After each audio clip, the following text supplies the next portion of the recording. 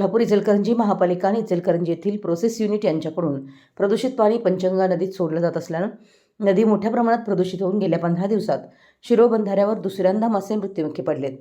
हे मासे मृत होण्यास जे लोक कारणीभूत आहेत त्यांच्या विरोधात आंदोलन अंकुश संघटनेने फिर्याद घ्यावी म्हणून शिरो पोलिसांना आग्रह केला, पण पोलिसांनी गुन्हा दाखल करून घेण्यास नकार दिला असला तरी पाटबंधारे विभागाची फिर्याद घेण्याचं कबूल केलंय।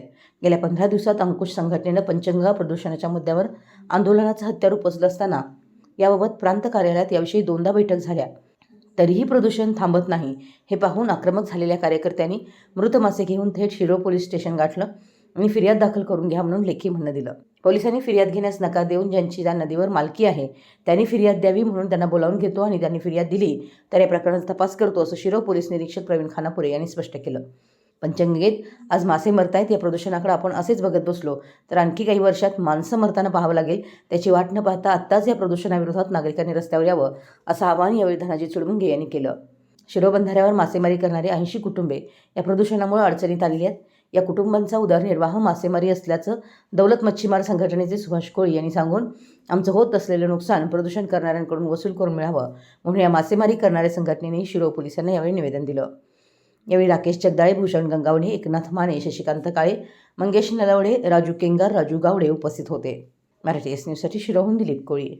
15 दिवसात पंचगंगा नदीमध्ये दुसऱ्यांदा आज आमच्या शिरो बंधाऱ्यावर मृत माशांचा खच पडलेला आहे।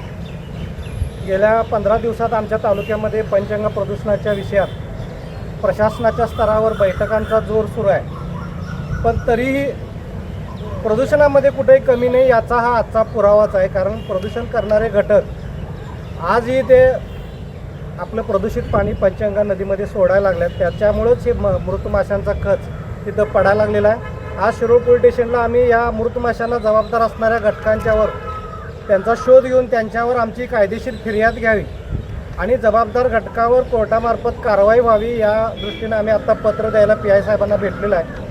आम्ही तसं आत्ता विनंती त्यांना अर्ज करून केलेला आहे। पोलिसांना आम्ही आणखी एक गोष्ट सांगितलेली आहे की पाटबंधारे खात्याकडे या नदीची मालकी आहे आणि पाटबंधारे खात्याच्या मालकी असणाऱ्या नदीमध्ये हे प्रदूषण करणारे घटक पाणी सोडून या मृत माशांना जबाबदारीत भविष्यामध्ये माणसं मारायला सुद्धा ह्या पाण्यामुळे सुरुवात होणार आहे।